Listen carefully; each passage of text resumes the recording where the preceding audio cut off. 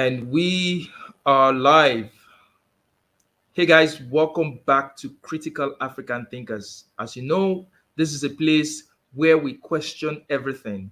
And today I'm going to be having a very important guest, Councilman Imam Alfred. He's someone who I've talked with before. I've had conversations with him before, but I want to talk to him about a very important topic, which is we're going to be covering some of the civil rights leaders, especially and specifically Martin Luther King Sr. Now, most people are familiar with the name Martin Luther King Jr., the famous African American civil rights leader and preacher. But before there was an MLK Jr., there was an MLK Sr. And even though he is not as popular or as well known as his son, he was nonetheless a very important civil rights figure and influence on Martin Luther King Jr. So I've been curious to find out about this man and the influences he's had on the legendary Martin Luther King Jr. And to help me do that today is Councilman Imam Alfred Mohammed, who knew many of the civil rights leaders, including Martin Luther King Sr. himself. So like a child today, sitting at his grandpa's knees, I want to hear from first-hand sources.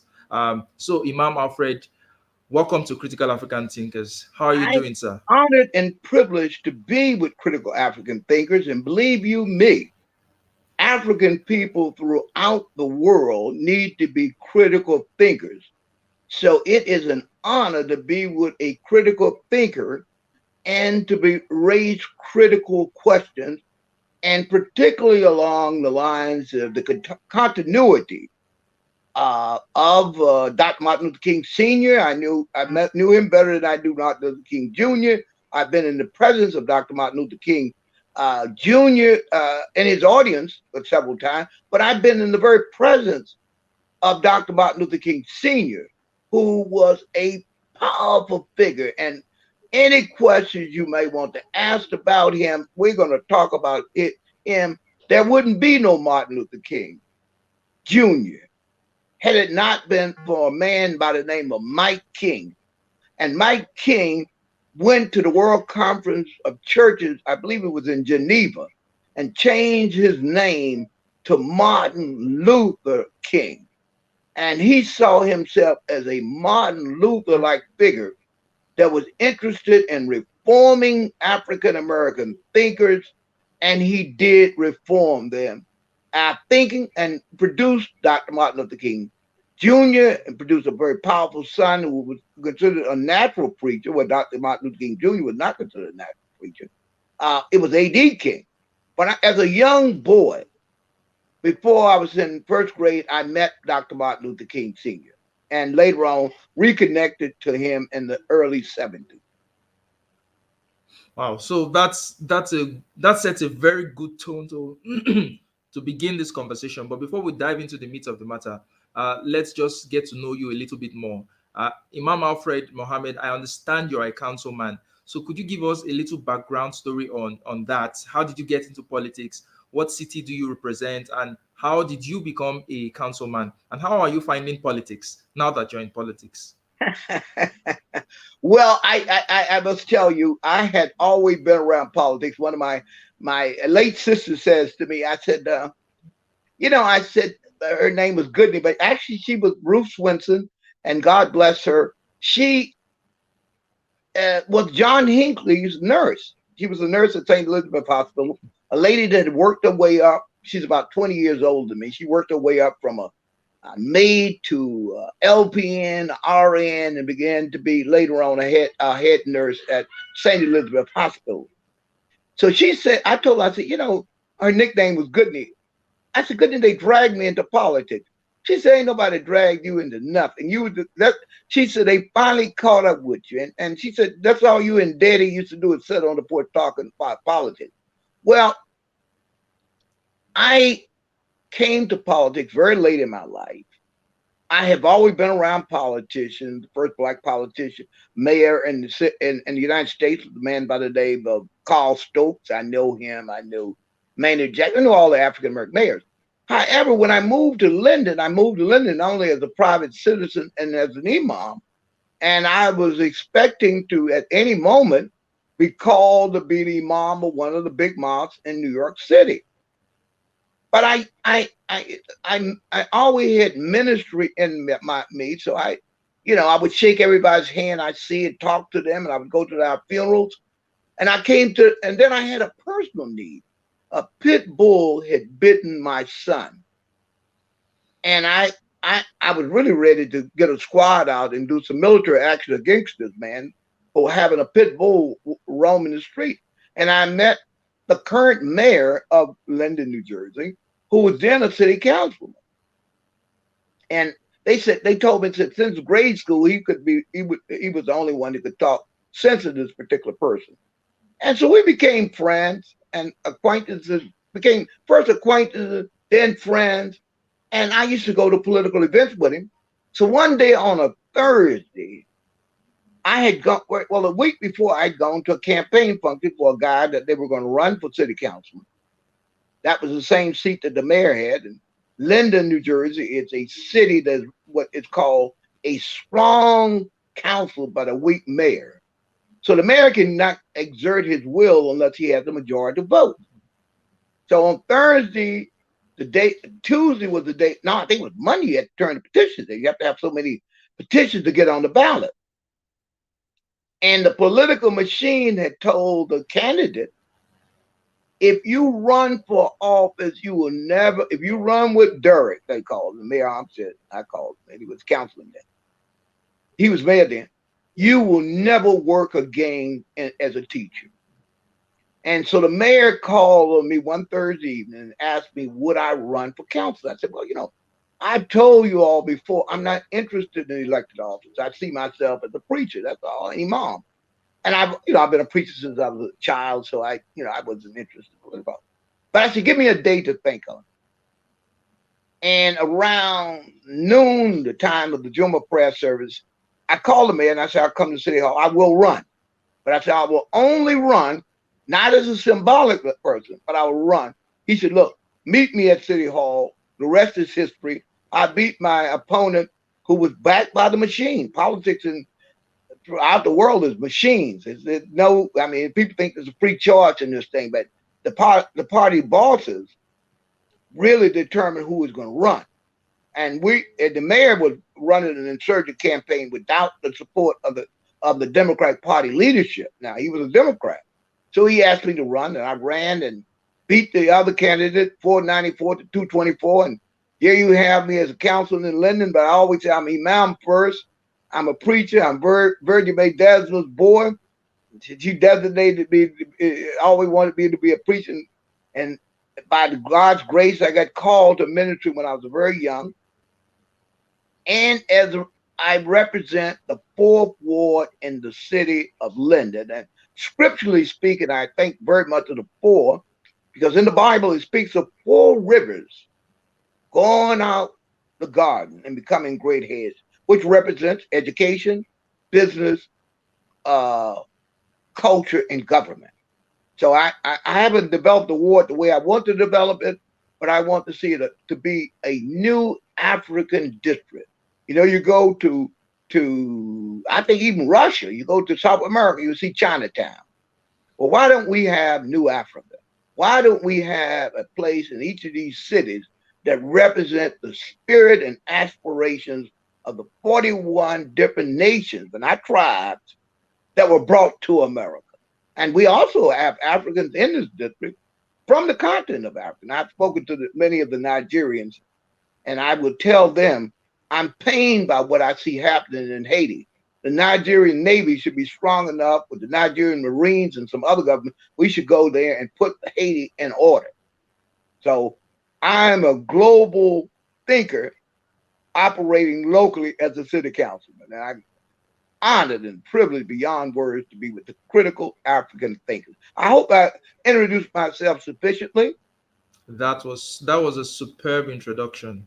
So you just leaned us into how you got into politics. You've always been in politics somewhat, even though not officially, because you've been involved with political discourse with your father and even knowing many of the civil rights leaders. So that was politics. You've been in politics all your life. So this was just a formalization of what you've been doing You all you your you life.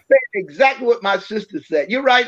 I was kind of born. My father was just always interested in politics. We used to sit on the porch and talk about Nkrumah and talk about Ezekiel and talk about all the great things was happening in Africa. It was like my father's porch was really my university.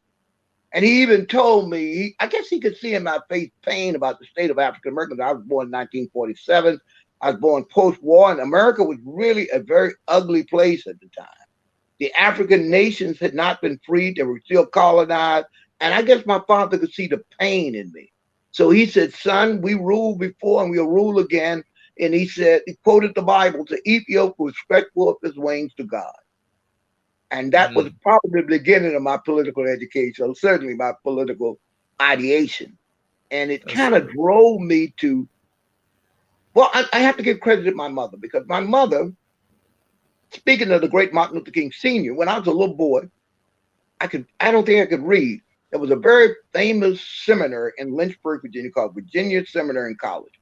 And people used to come from all over Africa and America to study to preach. And every Wednesday they used to have a thing, I think it was Hayes Day, and they would have all these guest preachers to come in. And my mother, being a very shy woman, introduced me to Martin Luther King Sr. And I was a little boy, and I was very short. And my parents were, they called me puny. They were worried about me not having any growth because I was what they call an old folks child. My father was in his 50s when I was born. My mother was, I think she was on her last menstrual cycle. So they were worried about me. But anyway, I got the call to preach it. And my mama was very shy, but she introduced me to Dr. King. She said, my boy wants to be a preacher. And he, being a man, I think about 6'4", I mean, built like a mule. And he picked me up and he looked me in the eyes. He said, you're going to be a great preacher one day. He said, we're expecting a lot from you. So later on, and around 1975, number 76, I had already converted to from the Nation of Islam, from Christianity to the Nation of Islam. And so around that, during the interim period, I went back to the Baptist church to reacquaint myself. And I went to the Baptist Ministers Conference, and lo and behold, Dr. Martin Luther King Sr. was preaching. And I said, Dr. King, can I get a ride with you? He said, come on, get in the car, boy. Do you know where you're going? And I showed him where I go. I sat. He said, "Sit over here next to me," and I sat next to him. And as he was, you couldn't interrupt him. So, unlike the young people today, I just sat. I mean, what an immense man! I mean, he had a voice that was booming. I glad you asked that question. There wouldn't be no Martin Luther King, Dr. Martin Luther King Jr. Had it not been Dr. Martin Luther King. And he was a man that started early on. It is Dr. King Sr. fighting injustices and also fighting to build business life for us. They had this avenue in Atlanta called Sweet Auburn Avenue. And Dr. King Sr. was responsible for founding a bank, the Atlanta Life Insurance Company. And if you listen to Dr. King Jr.'s last sermon, you will hear echoes of him calling us to get back involved in business life. That sermon was I've been to the mountaintop. He talks about insurance companies and putting our money in black banks. Well, he got that from his father. His father was a businessman, a preacher and a businessman. And by God's grace, I think it's very powerful that the church that Dr. King Sr. was a pastor of, that if I'm not mistaken, his father-in-law was originally the pastor, A.D. Williams. His son took over the church, but that church is the home of the Ebenezer Baptist Church. And the first elected senator from the worst state of the Union at the time, Georgia, one of the most cruel states in the Union, has become a United States senator. And that is the Reverend Warner. I think that's the major achievement that the Ebenezer Baptist Church has been the home church of the United States Senator and also the pastor of the great Ebenezer Baptist Church. Mm. So you mentioned something about Martin Luther King Sr. being born as Michael King, but that he changed his name somewhere around 1934. So could you tell us what precipitated that change? When did it happen, and how did it I happen? don't know How the did he exact come year. to? I think it was he had gone to the World Conference of Churches. The whole thing now is growing in the world for world councils, and is growing for ecumenicalism. That is the idea of all the faith, all the churches working together. And it's still the case that people are very separate by Baptists and Methodists. And so the World Conference of Churches was a conference brought about to bring the churches together to bear on the world. This was a post World War II phenomenon. People realized that if you were going to change the world, you got to first change the pulpit. And of course, they were heavily influenced by such theologians as Dietrich Bonhoeffer, who was killed by the Nazis, such great preachers as Reinhold, theologians as Reinhold Niebuhr, and such preachers as Paul Tillich. So Dr. King was a proponent of Christian action, not Christian talk or Muslim talk. I add that because there's a lot of people in religion, all they want to do is pray, but they're not willing to get out and do anything. One of the things that Dr. King Sr. always said, he said, "Oh, I can move people." That means he couldn't just preach, but he could actually move people to do something. And I think that's what our African religious people need to do. We need to build the hospitals. We need to build the schools. We need to build the businesses. And we should see that as a religious obligation. If you're faith, you don't have any faith, that's still all right. Let's work to build the African world. So I'm going to shut up and let you and your audience ask me questions because I'm a preacher and a politician. And two things, one thing you don't give to a preacher or politician is a mic. So my next question would be, who was Martin Luther King Sr. as a man? What motivated him to do the things he did? What were the driving factors or forces behind him?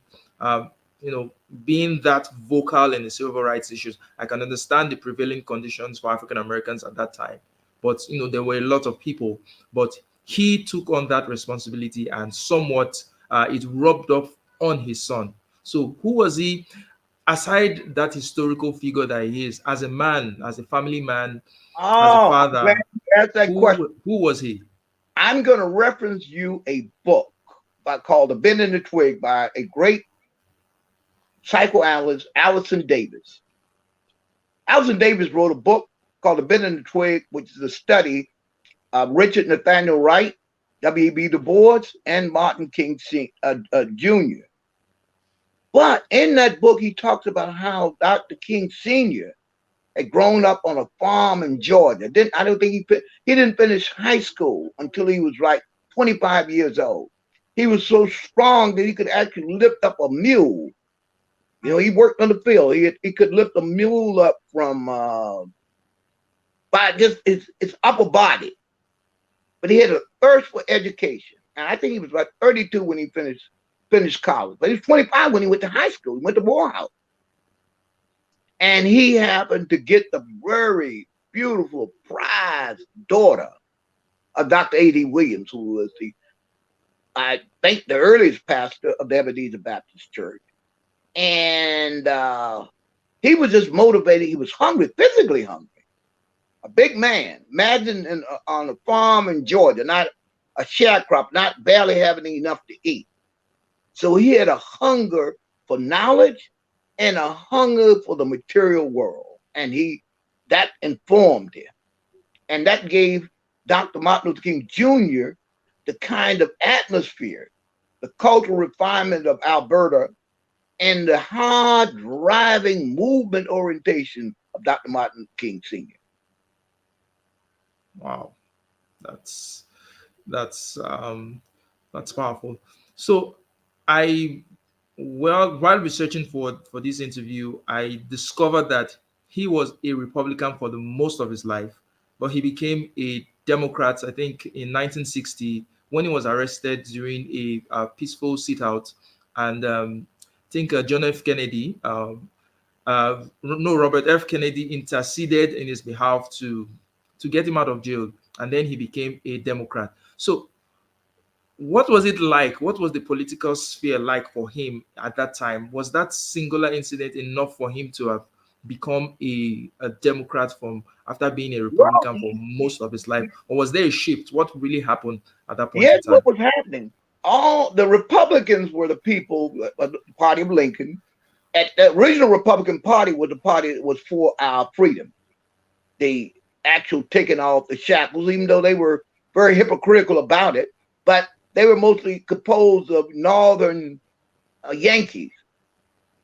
And so most African Americans identified with that's the old Republican Party, the Rockefeller Party, the party of George Prescott Bush, the party of Abraham Ripkenhoff, and all those people. And they were the people who voted against lynching. You know, lynching just came off the books recently. So when Dr. King's, well, actually, I think what happened was John Kennedy realized that Martin King was a very powerful figure in the National Baptist Association. At that time, was the strongest black religious organization in the United States, and he made an appeal to Dr. King, and that's why Dr. King Sr. went toward the Republican Party. I mean, to the Democratic Party, because the Democratic Party in Georgia, it was people like Talmadge, it was people like Strong Thurman, all those people were Democrats, and they were white supremacists. So he was a Democrat in that sense.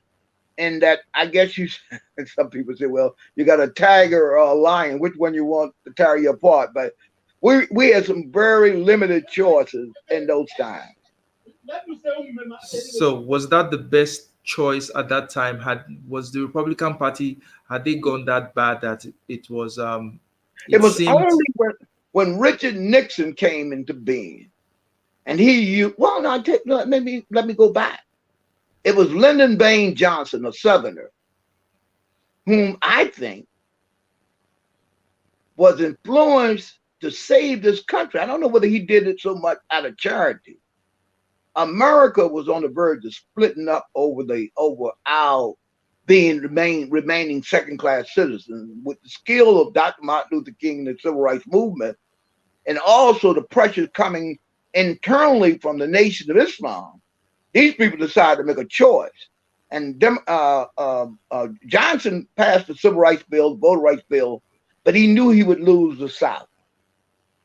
And what happened is Richard Nixon came in, President Richard Nixon. I don't like to call people by their names. Richard Nixon President Nixon came in, and he recruited all of the southern states to and kind of suddenly push segregation, and African Americans jumped from the Republican Party to the Democratic Party.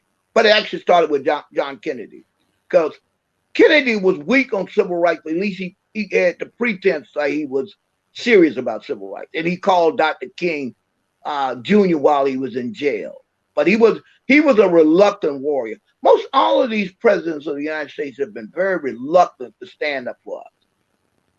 Mm.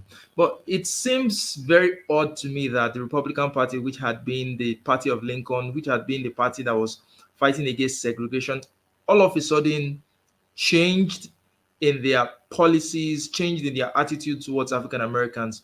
What was happening? What really happened at that point in time? How did it become easy for Nixon to convince the Southerners, to convince the Democratic Southerners to become Republicans? I mean, the racist Democratic Southerners to become Republicans. How did that happen? Well, he was able to convince them that he was for segregation. It was a wink and a nod. I mean, they have something called dog whistles, and dog whistles are the very subtle white supremacy call. And so, as a result of him making those very subtle calls, he was telling the Strong Thurman, the Herman Talmadge, and the others, and the Dick Russells of Georgia, and Jim Eastland, that they could keep segregation. They could keep the races separate. And so they joined him and left the Democratic Party. So the Democratic Party at that time was populated by people like Hubert Humphrey and liberals, some liberals. So it became the Republican Party became a swamp. Every kind of white supremacists that could, Klansmen and others. And remember, President Ronald Reagan started his campaign. Yeah, then we had President Carter, but President Reagan started his campaign in Philadelphia, Mississippi, where the 3 civil rights workers were killed. So he was definitely sending a dog whistle out that he was ready to do business with white supremacists. And that's been the story of the Republican Party. So the African Americans have really been caught in a dilemma. I believe what African Americans really should do is form an independent party with others and then negotiate with the Democratic Party or the Republican Party for power. So prior to 1960, what was the politics of African Americans like in terms of the choices of people who they voted for, the civil rights leaders? What were their proclivities politically, But especially you Martin have to Luther King understand, in Sr.? most cities, most parts in the United States, we were not even allowed to vote. And so in northern cities, the Democratic Party, like Richard Daley, mayor of Chicago, and other cities at Philadelphia, Baltimore, they were Democrats. Nancy D'Alessandro, also known as Nancy, but her name, Speaker Pelosi. Her political origin is in her father, who was the mayor of Baltimore, and they ruled. In Chicago was the Daily Machine, and other cities with these Democrat rulers who also were nothing but plantation bosses. So we were in a very bad fix either way politically, and we're in a worse political fix now. We have caused so many of our young people to drop out of politics and say they're not going to vote. We have so many of our older people cynical and they're just locked in the Democratic Party, and we don't have any skilled political leaders that know how to negotiate with these parties, and we don't even know what we want. That's another problem. We don't even have an agenda, and I'm hoping to develop critical thinking among African Americans that will, first of all, call for us to see ourselves as a people. And then number 2, work on our self-esteem. And number 3, work to develop economic institutions, our own banks, our own schools that we support. We have $2 trillion among us, and we don't harness it. So my campaign, Alfred Mohammed's ministry, is more a ministry to wake us up and then to connect us to Africa. It's very important. It's very important when the African leaders come to America, they should do what the Turkish leader does. When he comes here, he meets with the Turkish people. He meets actually with the Muslim leaders. So the president of Nigeria, when he come here, Mr. Goodluck, when he's coming, they don't pay any attention to us. We pay no real attention to them. But that's a shame. Nigeria being the largest country of African people, even Kenya, those places, with the African in the Americas and the African on the continent are brothers, and we should work together for the upliftment of our people. And we should gear American foreign policy toward looking out for Africa. Actually, I don't think if Africa is united, Africa won't need no military assistance from nowhere. In fact, the African countries can become a very powerful political and military bloc. And we don't have to choose between Russia and America. I know I'm speaking out of turn, but I'm talking about independent African people all over the world. So let me just follow up a little divergence. So I keep asking myself, why is it that African nations have not been able to really organize themselves in a way to become prosperous, to take advantage of the opportunities available in the 21st century? I mean, if you look at the majority of the African nations, you can see that there is festering corruption. which is one of the very big issues.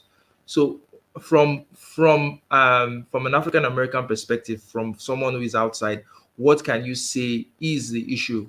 Because we can be here and also look at African American issues and say what's happening here. And then We there's have, another African group in the continent of Africa, and they've not been able to get their shit together. So what is happening? I think I got it. I got it. I think the African leaders are still following the old pharaonic concept. Now, I say the second thing, the African and the Americas are suffering from the lack of family ties. The African on the continent is suffering from the oppression of family ties. So I get into government in Africa, then I'm going to feed every one of my cousins. I'm going to bring Jethro in, Chief Jethro, whether he's qualified or not. I'm going to give money whether he's qualified or not. And one of the presidents of Nigeria, I don't want to embarrass his family, but I know for a fact that a reporter told me he was riding on a plane with Mandela as he flew to Nigeria. He went to this particular president. Well, I'd be giving the guy away. I don't want to give him up. But he went to his house and he was asking for a donation for the African National Congress. And the president of Nigeria had the money, most of the treasure in his house behind a wall. And I think he gave Mandela $40 million. As Mandela took the money, Mandela said, oh, my God, what's wrong with our people? And that's true all over the world for our people. So here's where I think I'm going to play a role. I was talking with you earlier. I believe if we can harness the energies of the African Americans in the African, from Africa here in the United States, we can form a bloc and we can form a treaty among us to support each other. And I think, in a democratic order too, not an order, wait, let me push this out of the way, not an order of dictatorship. What we have in African America is nothing but a bunch of strong men, powerful preachers who are only interested in themselves, with few exceptions. And they have the same thing in Africa. So we don't have a concept of Pan-Africanism. We don't have people like Ezekwa. We don't have people like Nkrumah. Not that these men were perfect. Amadou Bello of Nigeria. I mean, those people were interested in African people and they were influenced by W.E.B. Du Bois. So I'm hoping to bring about a resurgence of the African people and teaching and preaching to us the need for us to come together and to respect a civilized order. And in fact, engage in an enlightenment. One thing about the Western Caucasian is the experience of an enlightenment. And enlightenment means that you are looking at something from an objective point of view and not a subjective point of view. But African Americans are in the same situation. Our leaders are very subjective. African American leaders are basically just entertainers. They were not like Dr. Martin Luther King Sr., who was not an entertainer. He could be entertaining. I'm not knocking the skill of being able to hold audiences and keep people. But then what are you going to develop? Are you going to develop a bank out of that? Are you going to develop a mission society to go to Africa and dig wells, or even to build homes among African Americans? It's a shame we don't have a habitat for humanity among African Americans. We have to let Caucasians build homes for our people who can't afford to build homes. So I'm calling for African people right now, all over the world, to rise up and take the responsibility for themselves and have elected officials that are responsible for African people's lives and stop begging and borrowing. I like what the president of Ghana was saying. I hope he's for real, but I like how he addressed Macron. I'm sick and tired of these people coming from Europe, coming from these countries, dictating to us how we are to run our affairs. And that same thing happened with African Americans. African Americans get their orders from the political bosses. None of our African American, very few of our African American political leaders are free. I happen to follow a leader in London who was an independent person. That's the only way I would be in politics. As I said before, I had an opportunity to get into politics before, but I did not want to be a machine man being told how to vote on a bill, being told what you should do and what you can't say. And they talk to our people like they are children. And I've seen the political bosses do that. They don't talk to me like that. And they don't talk to Mayor Armstead like that. Because I couldn't follow him if he were a person that followed that line. Mm. I'm for independent leadership on our part throughout the world. Mm. So, talking about black political leadership in America, um, what are the major differences between the black political leaders that we had before during the civil rights era, like Martin Luther King Sr., and those that we have now, like the Al Sharptons? What These happened? these What's the men are evolution? strictly opportunists. I know Reverend Al and known him since I was a child. And I would say this about him. He is bought, sold, and redeemed by corporate America. I would say this about Louis Farrakhan, the same thing. These people, they don't have the interests of our people at heart. They have their own personal self-interest. And a leader has to sacrifice his individual interests. I mean, look, I'm 75 years old. I would much rather be doing something differently, probably writing books or doing something else other than have to be at this age struggling to establish our people. But I believe God has put that spirit in me. And I tell you, brother, I feel strong and I'm going to preach and teach and do workshops to bring African Americans around. And I know people got angry with Jasper Williams, who did eulogize Aretha Franklin. But if anybody get a chance, listen to that sermon by Jasper Williams. And he was talking about how we got to come on back home, come to God. And, you know, I'm not saying to join a mosque or join a church, but join your heart back to the ancestral spirit of redemption and redeeming our people. Africa for the Africans at home and abroad. Wow. So, going back to Martin Luther King Sr., what was the most important influences or lessons or teachings that he had on his son, Martin Luther King Jr.? What could you say were the most important elements that were there in the senior Martin Luther King that you could find in the junior Martin Luther King? Well, I think the greatest attribute of Dr. Martin Luther King Jr. was the great attribute of his father. They had the ability to organize people. See, Dr. King was never motivated. He grew up in a home where he had plenty to eat. He had power and influence. So he wasn't burdened by the first generational issue that his father had to be. But his father, even though his father grew up in poverty, his father had a vision for himself and for his people. And he was selfless.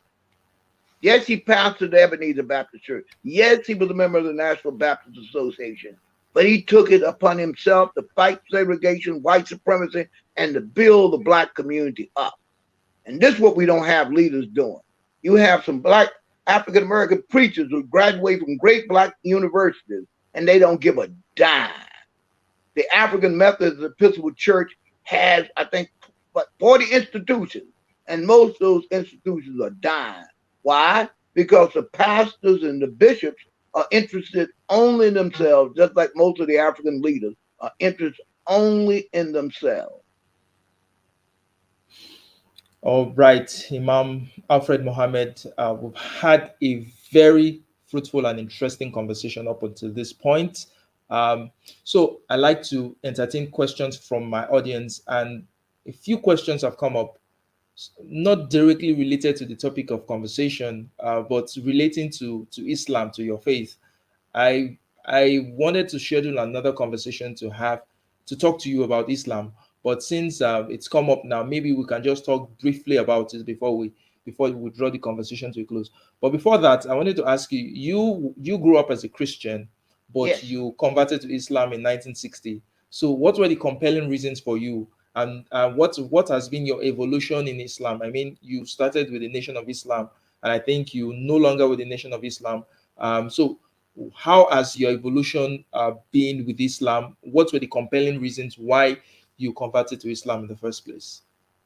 Well, I would say I converted to the Nation of Islam because I thought religion of the 50s in the early 60s was just concerned with the life after death. It was a spiritual religion, a good feeling religion, a connection to God, but no real connection to society. Dr. King Jr., Martin Luther King Jr.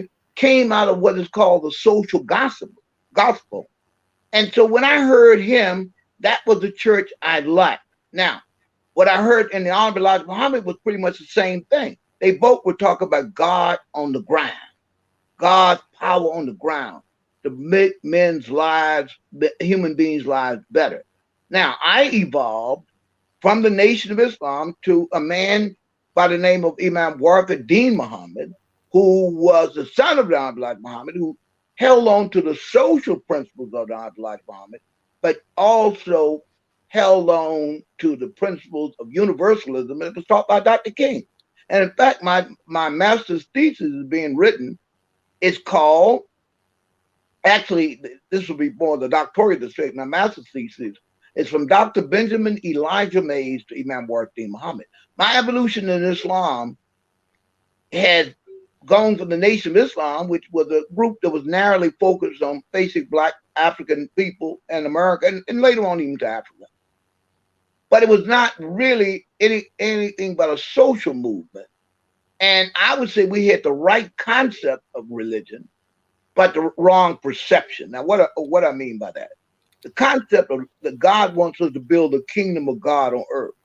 The perception you can't see other people as the devil, though there are people who are devils, but nobody's inherently a devil. There are no two forces competing. There's only one force, and that's God. And what I see of religion of Islam throughout the world, I've been to Mecca, I've met the leaders of Mecca. Every 2 years, I generally meet the president of Turkey.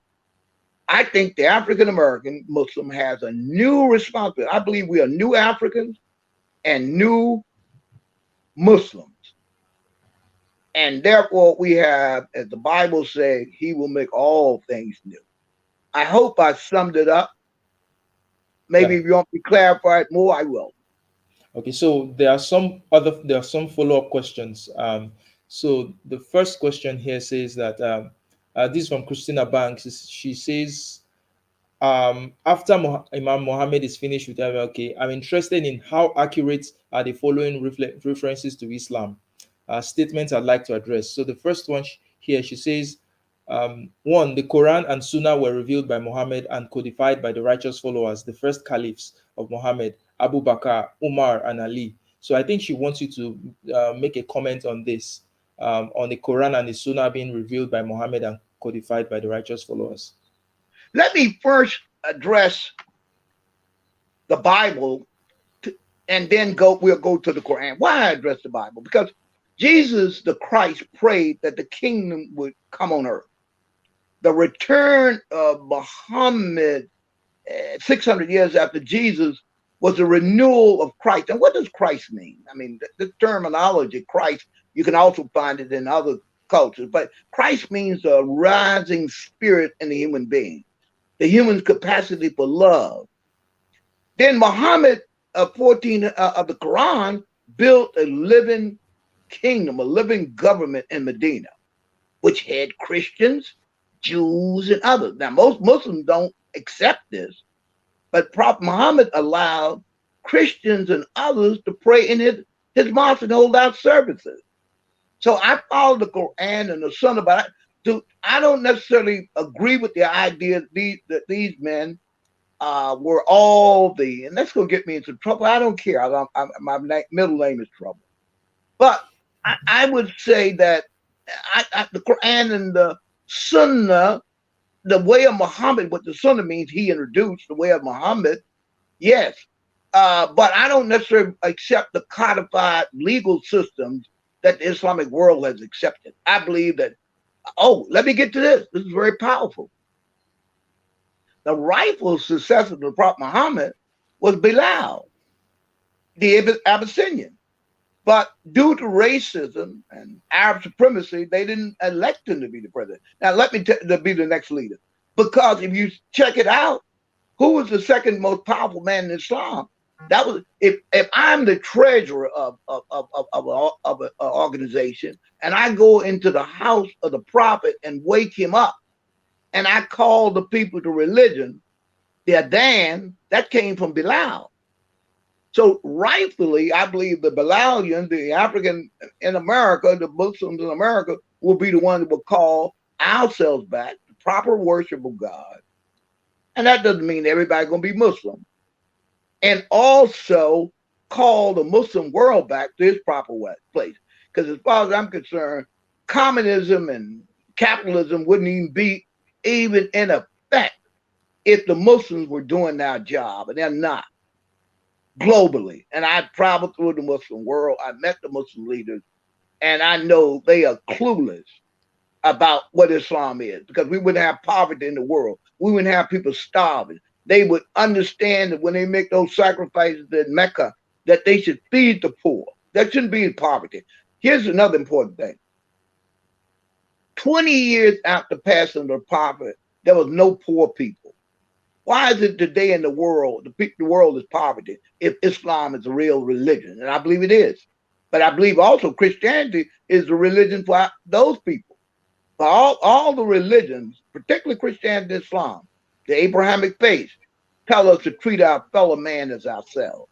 And I don't see that in the practices of Islam. Now, I believe that my people, the Muslim African Americans, will revive it. So the second question from Christina says, the Quran and Sunnah are the perfect scriptures, and the revelation of Sharia, the law, the right path for Muslims/Islam. So maybe she wants you to comment on this, on the I Quran and will. the Sunnah being the perfect scriptures. Well, we have to, dear sister, the Quran is the perfect book. And they say the best hadith, the best report is the Quran. So the Quran stands over the tradition. The Prophet did not follow what the Quran told him. So when people say the Sunnah and the Sharia and all this, these are terminologies that came 300 years after the Prophet. In fact, the Hadith weren't collected until much later. So I understand the spirit of your question and I understand what you're asking. But let's look at his application. Do we see anybody? I think it was Gandhi who said, I love Muhammad, I love the Quran, I'm yet to meet a Muslim. And I think that's a real telling story about the state of Islam in the world. I believe we, the Muslims in America, that truly follow Imam Alfred Mohammed, in my opinion, was the best follower of Prophet Muhammad. Because remember, the Prophet said that Islam would rise in the West, the Maghreb. And some people think that's talking about North Africa. No, in the West. We are the ex-Muslims. We were Muslims before, many of us, not all of us, but before we were brought here. And I think Islam has come back into our heart with a refreshness, not to follow the scholars of old. I respect them, but I don't follow them. Yeah, I follow the Sunnah, meaning the way of Prophet Muhammad. And he was a loving, kind person to all people. And so what I see the application of Islam now is a bunch of rigid laws with no love, no compassion, no appreciation for humanity, no appreciation. I'm talking for the most part, not appreciating that Jews and Christians and even others will live in the world together. I believe Islam is a global religion. I believe Karl Marx took a lot of those ideas from that. But we as world people, back to the World Conference of Churches, and I happen to have represented Imam Muhammad at the World Conference of Religion and Peace, and at a couple of occasions by the permission of his ministry. And I can tell you that we, the world's religions, must work together to bring about peace. Dear sister, I hope I answered you. And if you'd like to write me, you can write me imamalfred@gmail.com. And I'd like to give you my number. And I think we'd have to have a more detailed discussion to address that question. But in a broader audience, I think that, I teach Islamic studies. So I'm very versed in Islamic theology, Islamic law, or what is called fiqh. And I'm also versed in Christian theology. So You got somebody who know what they're talking about. I'm Mm. not we in Black America. I'm not slacking. I'm facting. Mm. Now, bringing this back to the civil rights leaders, this will be the last question for this conversation. So, what is your insight and opinion of Malcolm X and his experience in the Nation of Islam? This is also from Christina. So, what's your insight and opinion of Malcolm My X? insight on Malcolm. I have been in his audience. I was extraordinarily close to his aide, a brother by the name of Benjamin Kareem, Minister Benjamin Kareem, the man that introduced Malcolm the day he died. So I think I'm a pretty good authority on Malcolm, Minister Malcolm, that is. May God have mercy on him and forgive him his shortcomings. Minister Malcolm was just a minor factor in the Nation of Islam and a minor factor in the evolution of Islam in America. He's not the be all end all. And the popular culture promotes him because he was promoted as being divided from his teacher, Imam Alfred Mohammed, and his second teacher was Imam Alfred Mohammed. I think on page 373 of his autobiography, he said, "I of all Mr. Muhammad's children, it was Wallace that told me, I'm paraphrasing, that we should follow Islam, the Quran, the religion of Islam, teach it and teach it among ourselves. Teach it. I'm not quoting him directly, but I have to learn it and teach it." So his second teacher was Imam Alfred Muhammad, who was also my teacher. So I believe that Malcolm, the popular culture popularizes him because of the fact that he broke from the organization. And I believe as a result of that, it has fed a lot of nihilism among us. I think it has fed a lot of our people to not see that they need to be a part of organizations, but because you see a pimple on a man's face, does that mean the man has cancer? No, that means he has a pimple.